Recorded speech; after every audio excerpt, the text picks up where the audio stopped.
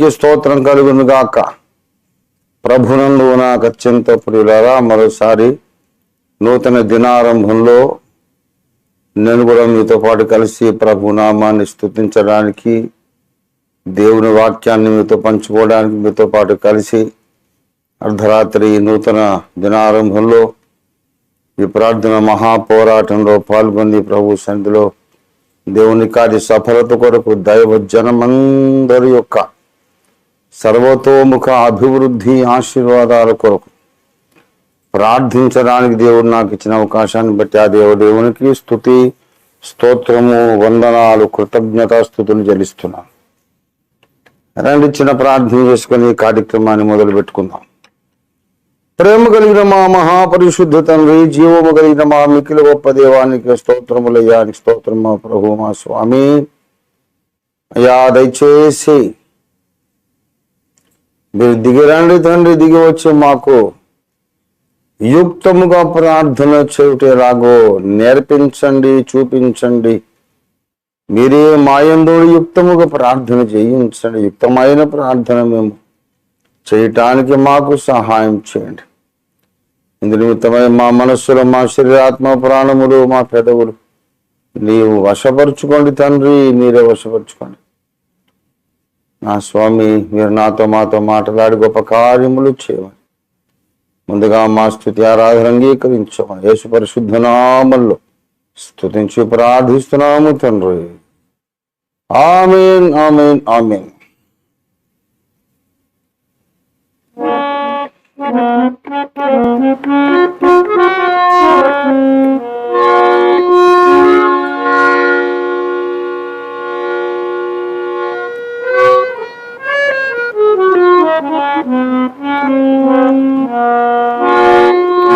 ఏది నీ సాక్ష్యము, ఏది నీ త్యాగము, ఏది నీ సాక్ష్యము, ఏది నీ త్యాగము. యేసు వార్తను చాటింపను ఏల నిర్లక్ష్యము, లేచిరారుము క్రైస్తవా, ఏది నీ సాక్ష్యము.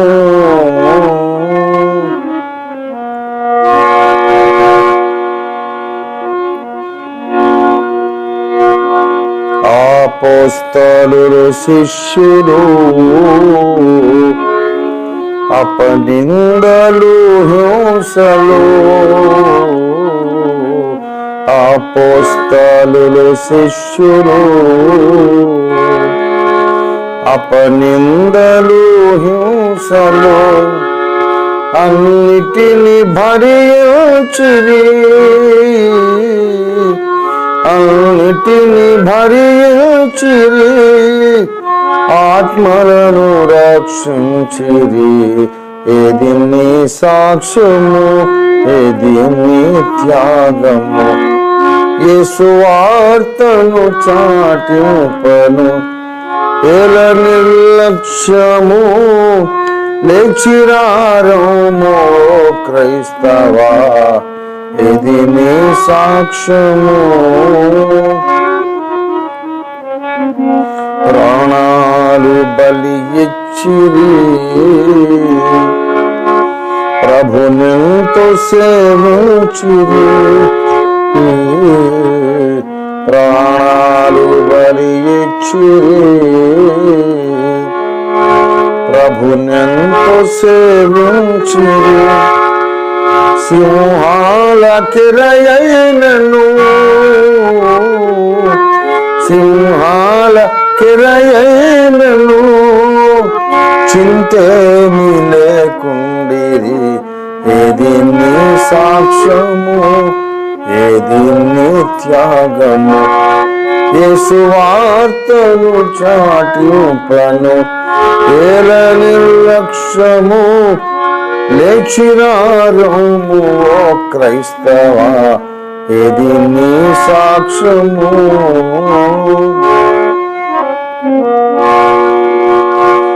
ఆపదలు అపనిందలు, నిర్బంధము బంధము, ఆపదలు అపనిందలు నిర్బంధము బంధము చెరసాల సంకెళ్ళును చెరసాల సంకెళ్ళును ఇంకేమి లేవిప్పుడు ఏది నీ సాక్ష్యము ఏది నీ సాక్ష్యము ఏది నీ త్యాగము యేసు వార్తను చాటింపను ఏల నిర్లక్ష్యము లేచిరారము ఓ క్రైస్తవా ఏది నీ సాక్ష్యము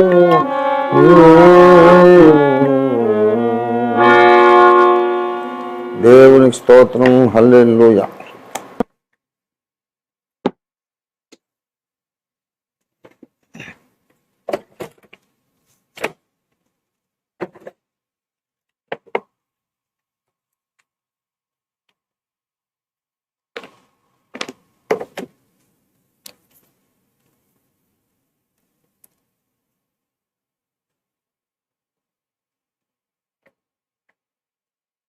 దేవునికి మహిమ కలుగునుగాక.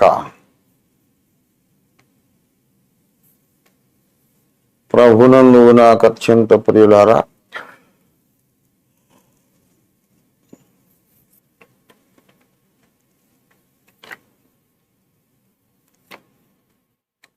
దేవుని పరిశుద్ధ వాక్యంలో నుండి ఆదికాండములో నుండి ఒక చిన్న వచన భాగము చదువుకొని క్లుప్తముగా ప్రార్థించుకొని క్లుప్తముగా ధ్యానము చేద్దాం.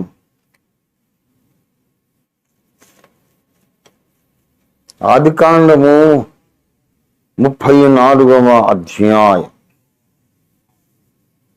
హల్లెలూయా హల్లెలూయా హల్లెలూయా హల్లెలూయా స్తోత్రం.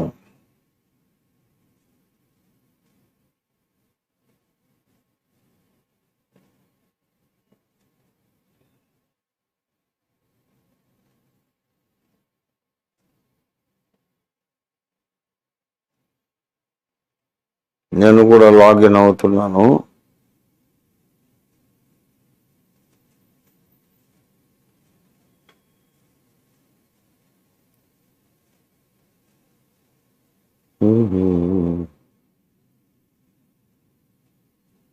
నలభై 48 సిస్టమ్స్ ఇప్పుడు అటాచ్డ్గా ఉన్నాయి, కనెక్టెడ్గా ఉన్నాయి. దేవునికి స్తోత్రం హల్లెలూయా.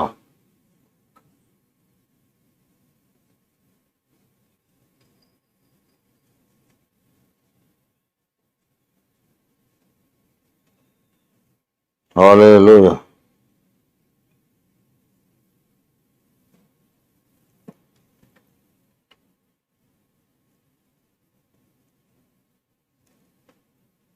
దేవునికి స్తోత్రం.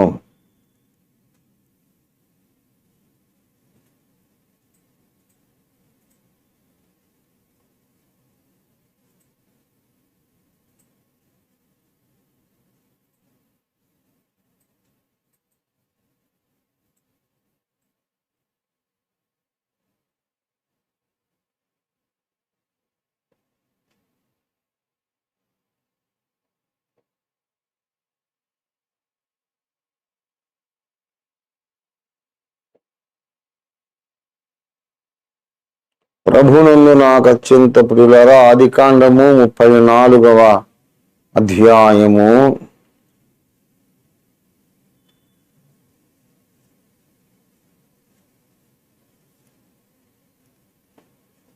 26వ వచనము నుండి క్రిందికి లాస్ట్ వచనం 31 దాకా చదువుకున్నాం. ఆదికాండము 34వ వచనం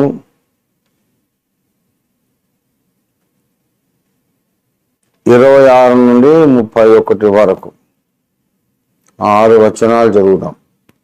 వారు హమోరును అతని కుమారుడైన షెకెమును కత్తివాత చంపి వారు హమోరును అతని కుమారుడైన షెకెమును కత్తివాత చంపి షెకెము ఇంట నుండి దీనాను తీసుకొని పోయిరి.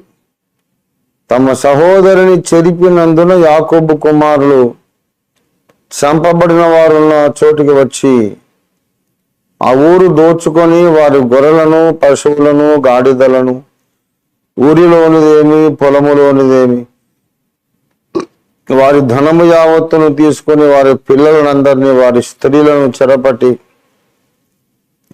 చెరపట్టి ఇండ్లలో ఉన్నదంతయు దోచుకొని. అప్పుడు యాకోబు షిమ్యోనును లేవీని చూచి, మీరు నన్ను బాధ పెట్టి ఈ దేశ నివాసులైన కనానీయులలోను పెరిజీయులలోను అసహ్యునిగా చేసి తిరిగి నా జనసంఖ్య కొంచెమే, వారు నా మీదికి గుంపుగా వచ్చి నన్ను చంపెదరు, నేను నా ఇంటి వారును నాశనమగుదుమని చెప్పాను. అందుకు వారు వేశ్య ఎడల జరిగించినట్లు మా సహోదరి ఎడల ప్రవర్తింపవచ్చునా అనిరి. దేవుడి వాక్యమును మన వినికిడిలో ఆశీర్వదించి ఫలింపజేయునుగాక. ప్రార్థన. ప్రేమ కలిగిన మా మహాపరిశుద్ధ తండ్రి, మిక్కిలి గొప్ప దేవ, మహాపరిశుద్ధుడా, అతి పరిశుద్ధుడా, అన్యాయమును అక్రమమును అతిక్రమమును చూచి సహింపలేనంత పరిశుద్ధ నేత్రములు గలవాడా, నీకు స్తోత్రములు చెల్లిస్తున్నాం ప్రభు. చదవని లేఖనం కొరకు నీకు వందనాలు.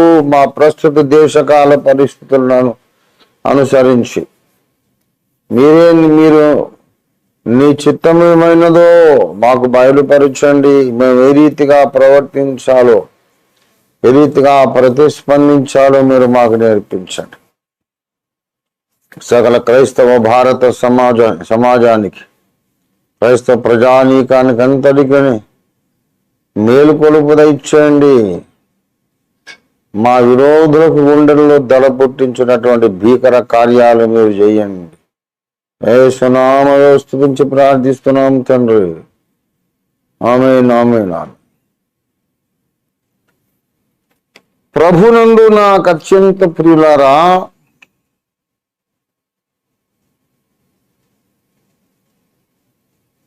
చదువుబడిన లేఖన భాగాన్ని మనం గమనించి చూస్తే చాలా ఘోరమైనటువంటి సంగతి ఒకటి ఇశ్రాయేలు కుటుంబ చరిత్రలో జరిగినట్లుగా మనం చూస్తున్నాం. యాకోబు కుటుంబ చరిత్రలో ఒక ఘోరమైన సంగతి జరిగినట్టుగా మనం చూస్తూ ఉన్నాం.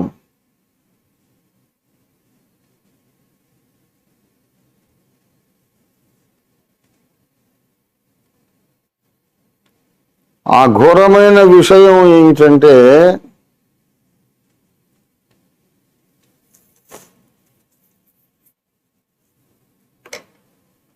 యాకోబుకు ఒక కుమార్తె ఉన్నది. ఆమె దీనా, ఆమె పేరు. ఆ దీనా అనే అమ్మాయిని ఆ దేశాన్ని ఏలుచున్నటువంటి హెమోరు అనే రాజు ఉన్నాడు. హమోరు ఆ దేశము నేరిన హమోరు అనే రాజు ఉన్నాడు. రాజు కొడుకు అయిన షెకెము దీనాను చూసి ఇష్టపడి ఆమెను పట్టుకుపోయి బలవంతంగా ఆమెతో శయనించాడు. అంటే పడక సుఖమే అనుభవించాడు, ఆమెను చెరిచాడు. అలా జరగడానికి అవకాశం ఎందుకు జరిగింది? ఎందుకు వచ్చింది అవకాశం అంటే, లేయా యాకోబునకు కనిన కుమార్తె అయిన దీనా ఆ దేశపు కుమార్తెలను చూడవెళ్ళాను. ఆ దేశపు కుమార్తెలను ఆమె చూడడానికి పోయిందట. వయసులో ఉన్న అమ్మాయి, అటు చాలా మెచ్యూరిటీ ఉన్నటువంటి అమ్మాయి కాదు, పసిపిల్ల కాదు, మధ్యస్థంగా ఉన్నది, అమాయకపు వయసు. చూడ్డానికి వెళ్ళింది, అందరినీ స్నేహితురాళ్ళని చేసుకోవడానికి. అప్పుడు ఆ దేశపు రాజకుమారుడైన ఆ యొక్క హమోరు అనే రాజు కుమారుడైన షెకెం అనేవాడు ఆమెను చూసి ఆమెను అవమానపరిచిన, ఆమెతో శయనించను. కానీ అతని మనస్సు మాత్రం దీనా మీదనే ఉన్నదట. 3వ వచనం 34:3. అతని మనస్సు దీనా మీద, యాకోబు కుమార్తె అయిన దీనా మీదనే ఉండెను. అతడు ఆ చిన్నదానిని ప్రేమించి ఆమెతో ప్రీతిగా మాట్లాడి, ఈ చిన్నదానిని నాకు పెళ్లి చేయమని తన తండ్రి అయిన హమోరును అడిగాడు. ఆ హమోరు కూడా ఒప్పుకున్నాడు. ఇష్టమే, వాళ్ళందరూ ఇష్టపడ్డారు. షెకెము తండ్రి యొక్క హమోరు యాకోబుతో మాట్లాడుటకు అతని యుద్ధకు వచ్చాడు. ఈ అమ్మాయిని మా అబ్బాయికి ఇచ్చేసేయండి, వాడు ఏదో ఆమెంటే ఇష్టపడ్డాడు, పొరపాటు జరిగింది కానీ అనుభవించి వదిలేసే రకం కాదు, జీవితకాలం ఆమెతో ఉండటానికి నా కొడుకు ఇష్టపడుతున్నాడు, నేను ఈ దేశానికి రాజుని కదా, రాజకుమారుడు వాడు, ఏదో పాడు చేసి వదిలేయడం కాదు, నీ బిడ్డను తన ధర్మపత్నిగా జీవిత భాగస్వామినిగా చేసుకోవడానికి మా వాడు చాలా ఇష్టపడుతున్నాడు యాకోబు గారు, మీ అమ్మాయిని మా వాడికి ఇచ్చేసండి, పెళ్లి చేసేద్దామని అడగడానికి రాజుగారు హమోరు వచ్చేశాడు. ఇంకా యాకోబు ఏం చేయాలో అర్థం కాలేదు. మరి చాలా అవమానకరమైన కార్యం జరిగిపోయింది. ఆ సంగతి విని యాకోబు కుమారులు పొలములో నుండి వచ్చేశారు. అది చెయ్యరాని పని. అతడు యాకోబు కుమార్తెతో శయనించి ఇశ్రాయేలు జనములో అవమానకరమైన కార్యము చేసెను. అది చేయరాని పని గనక ఆ మనుషులు సంతాపము నొందిరి. అయ్యో, మా చెల్లిని ఇలా చేస్తారా? వారికి మిగుల కోపము వచ్చెను. కోపంతో మండిపడ్డారు వాళ్ళు. వాళ్ళ కోపం మండింది, రగిలింది. అప్పుడు యాకోబు కుమారులు అన్నారు,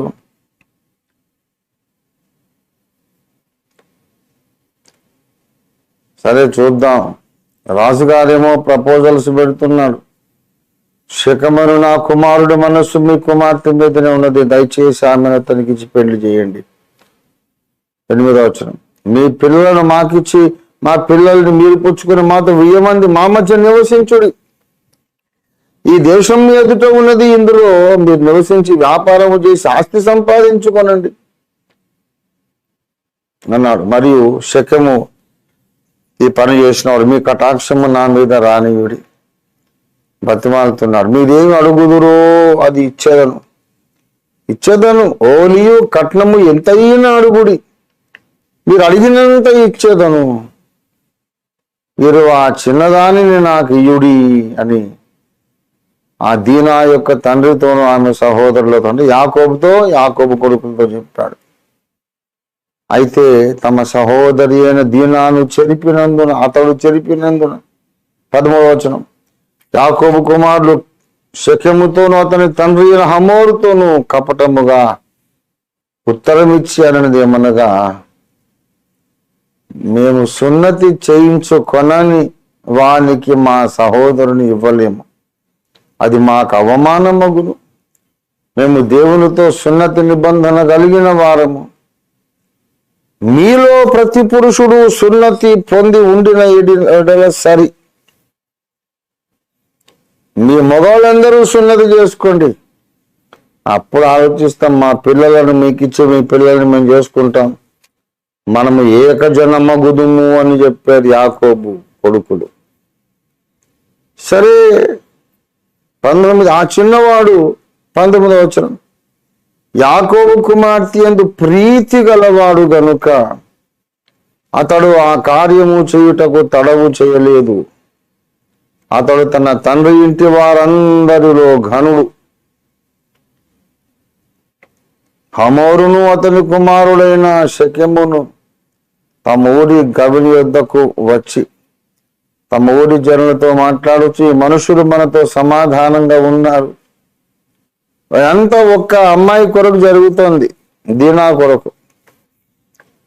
వాళ్ళు ఆ దేశ ప్రజలనే కన్విన్స్ చేసేశారు. వారిని ఈ దేశంలో ఉండనిచ్చి ఇందులో వ్యాపారము చేయనీయుడి, ఈ భూమి వారికి చాలినంత విశాలమై ఉన్నది కదా, మనం వారి పిల్లల్ని పెళ్లి చేసుకొని మన పిల్లల్ని వారికి ఇస్తాము. అయితే ఒక్క సంగతి, ఆ మనుషులు సున్నతి పొందినట్లు మనలో ప్రతి పురుషుడును సున్నతి పొందాలి అనంటే, హమోరును అతని కుమారుడు శకెమును చెప్పిన మాట అతని ఊరి గవిని ద్వారా వెళ్ళి వారందరూ విని, అప్పుడు అతని ఊరి గవిని ద్వారా వెళ్ళి వారిలో ప్రతి పురుషుడు సున్నతి పొందెను. అందరూ సున్నతి పొందారు. గోప్యాంగ చర్మమును కట్ చేయడం అంటే గాయమే కదా. ఆ పెద్ద వయసులో యవనస్తులు అయ్యాక, పెద్దోళ్ళు అయ్యాక చేయడం పెద్ద గాయమే. 3వ దినమున వాళ్ళందరూ బాధపడుతుండగా లేచి నడవలేరు, పరిగెత్తలేరు, పోరాడి యుద్ధం చేయలేరు. ఆ బాధలో నొప్పితో ఉంటుండగా యాకోబు కుమారులో 2 షిమ్యోను, లేవి అనే వాళ్ళు తమ కత్తులు చేత పట్టుకొని ఎవరికి తెలియకుండా ఆ ఊరి మీద పడి ప్రతి పురుషుని చంపిరి. తర్వాత హమోరు అనే రాజును అతని కుమారుని శకెమును కత్తివాత చంపి శకెము ఇంట నుండి దీనాను తీసుకొని వెళ్ళిపోయిరి. అది సంగతి. పగ తీర్చుకున్నారు. మా చెల్లినిలా చేస్తారా మీరని పగ తీర్చుకున్నారు. ప్రియులారా, తమ సహోదరిని చెరిపినందున యాకోబు కుమారులు చంపబడిన వారున్న చోటికి వచ్చి ఆ ఊరు దోచుకున్నారు. ఇదంతా వాళ్ళు భీభత్సకాండ చేసిన తర్వాత యాకోబు అన్నాడు, నా జనసంఖ్య కొంచెమే కదా, ఎందుకు ఇలాగా వాళ్ళను మోసం చేసి మీరు సున్నతి పొందండి అని చెప్పి నమ్మించి మళ్ళీ వాళ్ళందరినీ కత్తివాత హతం చేశారు. ఈ జనులలో నన్ను అసహ్యునిగా చేశారు కదా. నా కుమారులారా, నేను నా ఇంటి వారు బొత్తిగా నశించితిమి. ఇక వాళ్ళు మమ్మల్ని బ్రతకనివ్వరు, నన్ను నా ఇంటి వారిని బ్రతకనివ్వరు.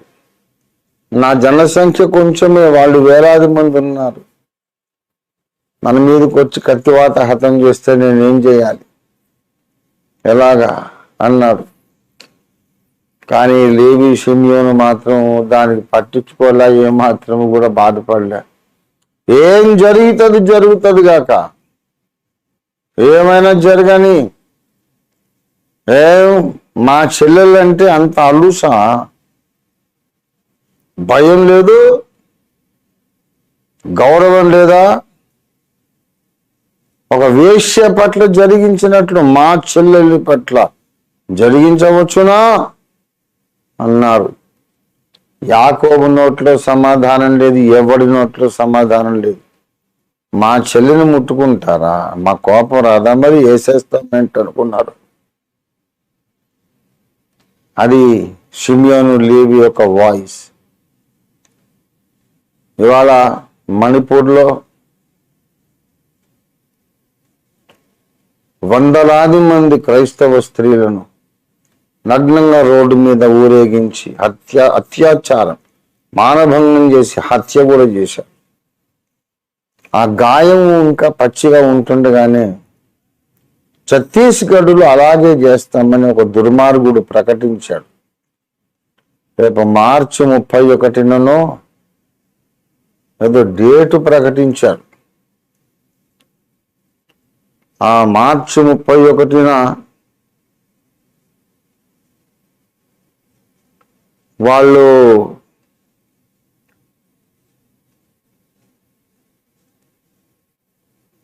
ఛత్తీస్గఢ్లో ఉన్నటువంటి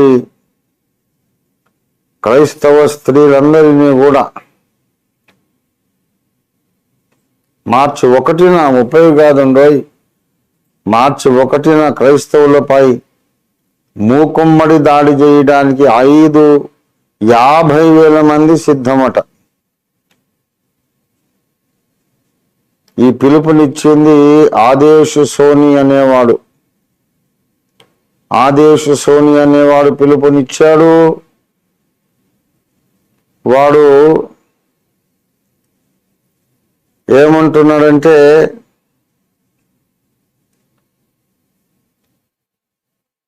క్రైస్తవ స్త్రీలను ఆ దినమున నగ్నంగా వాళ్ళ బట్టలు ఉడదీసి వాళ్ళ మానాలతో ఆడుకుంటాము, వాళ్ళని అనుభవిస్తాము, తర్వాత క్రైస్తవులను అందరినీ చంపేస్తాము, క్రైస్తవ స్త్రీలను అనుభవించి చంపేస్తాం, రండి అని పిలుపునిచ్చాడు. ఇలా చేయడానికి 50,000 మంది సిద్ధంగా ఉన్నామని ఆదేశ్ సోని అనేవాడు ప్రకటించాడు.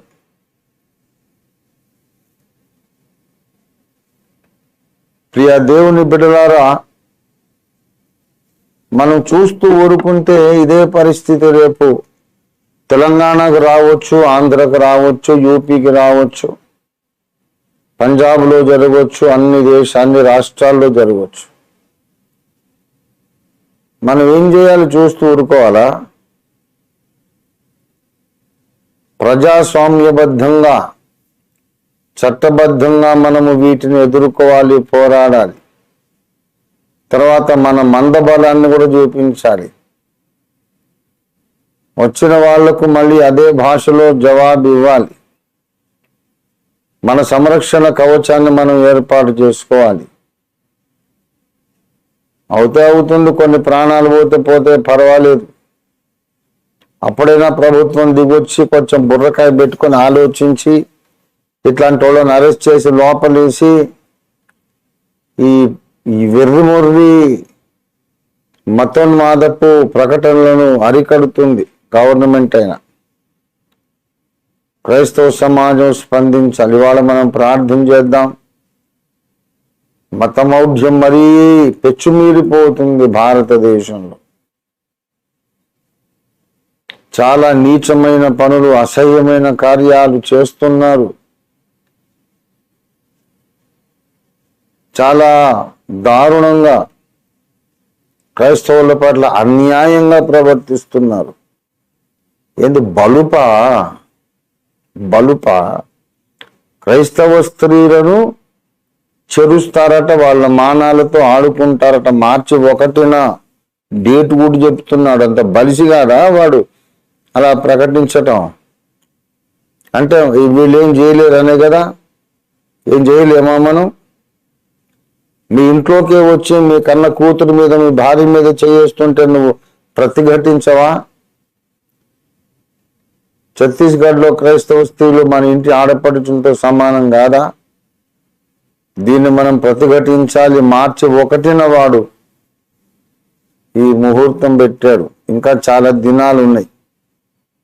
మనందరం ఛత్తీస్గఢ్కు వెళదాం అత్యధిక సంఖ్యలో. ఆర్కేపీ జెండాలు, కండువాలు, ఐపీబీపీ కండువాలు వేసుకొని అక్కడ గవర్నర్ గారికి వినతి పత్రం ఇద్దాం, కలెక్టర్ గారికి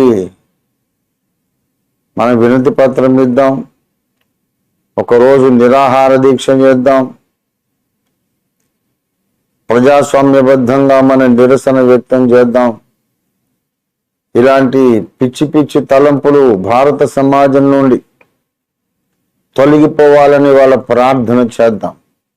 ఈ తలంపులు ఎవరికి రాకూడదు. మళ్ళీ అలా చేయాలంటే, అలా ఆలోచించాలంటే, అలాగా తలంపులైనా రావాలంటే వాళ్ళు భయపడాలి. ఒక్కసారిగా క్రైస్తవ సమాజం అన్ని రాష్ట్రాల్లో నుండి తరలి రావాలి. ఛత్తీస్గఢే కాదు, ఏ క్రైస్తవ కుటుంబంలోని ఆడపిల్లలైనా మా తోడబుట్టిన చెల్లెళ్లతోనూ, మా కన్న కూతుళ్లతో సమానం. మా బిడ్డల మీద చేయేస్తే మేము ఒప్పుకోం అనే స్వరాన్ని మనం సమాజంలోకి పంపిద్దాం. ఛత్తీస్గఢ్ నేను కూడా దర్శించాలనుకుంటున్నాను. కార్యాచరణ నేను బయలుపరుస్తాను. తొందరలో రేపెల్లుండి ప్రకటిస్తాను. ఎందుకంటే చాలా సువార్త కూటాలు ఉన్నాయి. ఏదైనా ఒక రద్దు చేసినా సరే వెళ్ళిపోతాం. నా ఇంట్లో ఆడపిల్లలను ముట్టుకుంటానని వాడు డేటుతో సహా ప్రకటిస్తాడా? అలా నేను జరగనిస్తానా? మీరు జరగనిస్తారా? ఎంత బలుపు వాడికి ఆ డేట్ రాకముందే వాడు అరెస్ట్ కావాలి. మనకు అవకాశం ఉన్నన్ని కోణాలలో దాడి చేద్దాం. ఇలాంటి పిచ్చి వాగొద్దని వాళ్ళందరికీ తెలియపరుద్దాం. ఇది తప్పు, ఇలా ప్రకటించడం, ఇలా చేయడం, ఆలోచించడం కూడా నేరమే. అలాంటి వాళ్ళని ప్రోత్సహించే వాళ్ళు ఎవరు? 50,000 మంది సిద్ధం అంట. ఇదేనా మీ జ్ఞానం, శీలం, ఏకత? ఇదేనా జ్ఞానము, శీలం? అంటే ఆడపిల్లల్ని నగ్నంగా ఊరేగించడం, వాళ్ళతో ఆడుకోవడం, ఇదా మీ రాముడు చెప్పినటువంటి నీతి? ఇదేనా? ఏ దేవుడు చెప్పాడు? ఏ గ్రంథం చెప్పింది ఆడపిల్లల్ని ఇలా చేయమని? గవర్నమెంట్ ఎందుకు ఊరుకుంటోంది? క్రైస్తవ సమాజం ఎందుకు ఊరుకుంటోంది? పాత నిబంధన కాలం కాదు కనుక ఇప్పుడు మనం ఆయుధం చేపట్టాం. ఆయుధం అనే ప్రసక్తే లేదు. అంతకన్నా శక్తివంతమైంది మన రాజ్యాంగం అనే ఆయుధం. రాజ్యాంగం మనకిచ్చిన హక్కులు అనే ఆయుధం, చట్టబద్ధమైనటువంటి పద్ధతులు అనే ఆయుధం. దానితో మనం పోరాడదాం. ఆ ఆయుధాన్ని, రాజ్యాంగ హక్కులని ఆయుధాన్ని చేపడదాం. మనందరం చలో ఛత్తీస్గఢ్ అనే పిలుపునిస్తున్నాను. ఎక్కడికి రావాలి, ఎప్పుడు రావాలి, ఎలా రావాలి అన్నీ మీకు రేపెల్లుండి లోపల మీకు వివరాలు పూర్తిగా అందుతాయి. నేను ఇంగ్లీషు, హిందీ గ్రంథ ప్రచురణలో బిజీగా ఉన్నాను. అయినా నేను ఈ సందర్భంగా ఛత్తీస్గఢ్లో కాలు మోపుతాను. అక్కడికి వెళ్ళి వ్యక్తిగతంగా కొన్ని వేల మంది జనముతో ఊరేగింపుగా వెళ్ళి గవర్నర్ గారికి మెమొరాండం సబ్మిట్ చేస్తాం. దానికి మీరందరూ సహకరించాలి, నా వెంట రావాలని మనవి చేస్తూ, ఈవేళ భారతదేశంలో ఇలాంటి అల్లరి మూకలు దౌర్జన్యకాండ చేయడానికి తెగిస్తూ ఉన్నటువంటి ఈ యొక్క దిగజారుడుతనాన్ని, నికృష్టమైన మనస్తత్వాన్ని కనబరుస్తున్నటువంటి ఈ రోజుల్లో దేవుడు తన శక్తిని బలముగా పంపించాలని, దుర్మార్గులను దేవుడు దండించాలి, భయంకరమైన మరణ దండన విధించాలి వాళ్ళకని మనం ప్రార్థన చేద్దాం. మనము మాత్రమే కాదు, దేవుడు దిగి వస్తేనే ఈ యుద్ధంలో మనకు జయము దొరుకుతుంది. నిద్రపోతున్న క్రైస్తవ నాయకులను దేవుడు మేలుకొల్పునట్లు మనం ప్రార్థన చేద్దాం. క్రైస్తవ జనాంగమంతా యేసయ్య నా దేవుడిని నమ్ముకున్న వాళ్ళందరూ భారతదేశంలో అందరూ ఛత్తీస్గఢ్కి వస్తే వీడు ఏమైపోతాడు, ఏం చేయగలడు? చూపిద్దాం ఒకసారి మన దమ్ము, మన ధైర్యం, మనం ఎవరమో ఏంటో కూడా చూపిద్దాము. ఇంకొకసారి ఇలాంటి పిచ్చి ఆలోచనలు ఆలోచించకండి, ఇలాంటి పిచ్చి ప్రకటనలు చేయకండి, ఇలాంటి కార్యక్రమాలు చేయాలని తలంపు కూడా పెట్టుకోకండి అని మనం ఒక బలమైన సందేశం ఛత్తీస్గఢ్ నుండే దేశమంతట్లో ఉన్న మతోన్మాదులకు పంపిద్దాము. చేతిలో భౌతిక ఆయుధం ఒకటి లేనటువంటి, భౌతిక ఆయుధము లేనటువంటి షిమ్యోను లేవీలం అయిపోదాం రండి. నా ప్రియ ఆత్మీయ బిడ్డలారా, నా సహదాసులారా, మనము జోలు దులుపుకొని లేవాలి. వేల సంఖ్యలో, లక్షల సంఖ్యలో మనం ఛత్తీస్గఢ్లో హాజరు కావాలి. ఆర్గనైజ్ చేద్దాం రండి. నాయకులందరూ పూనుకోండి, నాతో మాట్లాడండి. అందరూ వెళ్ళిపోదాం ఛత్తీస్గఢ్. ఎన్ని గుండెలు వాడికి! మార్చి 1న క్రైస్తవుల ఆడపిల్లలను మానభంగం చేస్తామని ముందుగా ప్రకటించాడు. 50,000 మంది రెడీగా ఉన్నారట.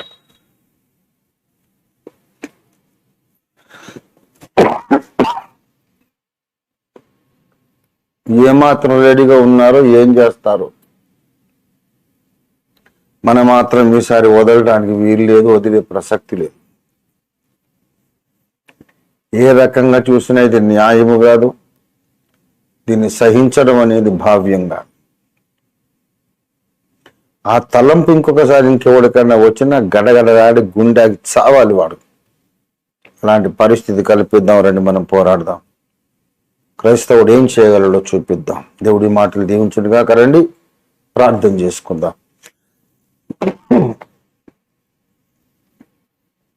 రెగ్యులర్ ప్రేయర్ రిక్వెస్ట్ ఉన్నాయి. వాటన్నిటితో పాటు ఇవాళ ఈ అంశాన్ని ప్రత్యేకంగా మనం ప్రార్థన చేద్దాము.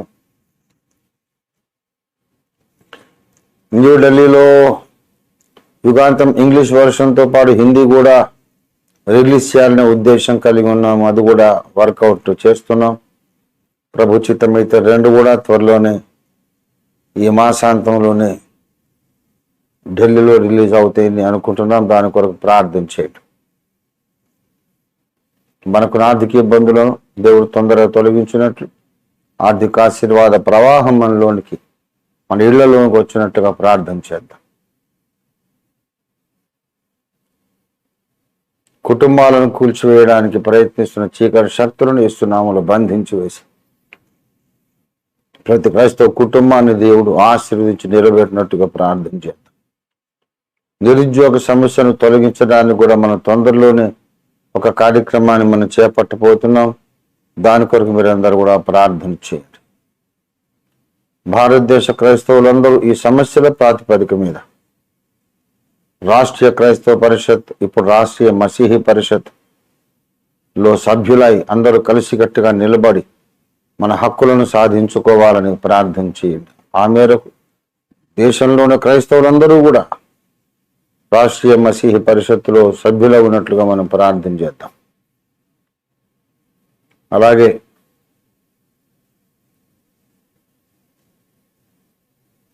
భారతదేశంలో అగ్రకులాల క్రైస్తవులు అందరినీ కూడా ఒక చోట చేర్చి లక్షలాది మందిని చూపించి యేసు ప్రభు వారు మాలమాదిగల దేవుడు, తక్కువ జాతుల దేవుడు అని మాట్లాడే పిచ్చివాగుడిగా మానుకొండని మనం అదొక బలమైన సందేశాన్ని ప్రపంచానికి అందిద్దాం. వీటన్నిటి కొరకు ప్రార్థన చేయండి. ప్రత్యేకంగా ఛత్తీస్గఢ్ రాష్ట్రం, చలో ఛత్తీస్గఢ్ అనే పిలుపు కొరకు మనందరం కూడా ప్రార్థన చేద్దాం. ప్రియుల ఓ హల్లెలూయా ఖరాదా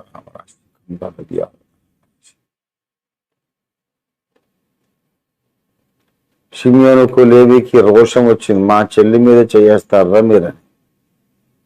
మనకు రావద్దు ఆ రోషం?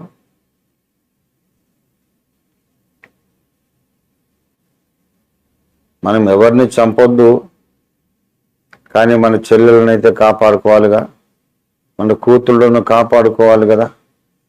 హింసకు దిగొద్దు. హింస చేయకుండా మన చెల్లెలని, అక్కయ్యలని, మన తల్లుల్ని, మన కూతుళ్ళని కాపాడుకోలేమా? దానికి ప్రజాస్వామ్య పద్ధతులు ఉన్నాయి, చట్టబద్ధమైన పద్ధతులు ఉన్నాయి. రండి మనం పోరాడదాం. దాని కొరకు దేవుని శక్తిని, జ్ఞానాన్ని మనం అడుక్కుందాం. ప్రార్థన చేసుకుందాం. హల్లెలూయా కరందర దహూదర వరసి బరీదర కుంధర దిహా బరి సధూక బారి సికాందలయాకరా బరసి. ప్రేరేపణ కలిగిన వారు దయచేసి ప్రార్థనలో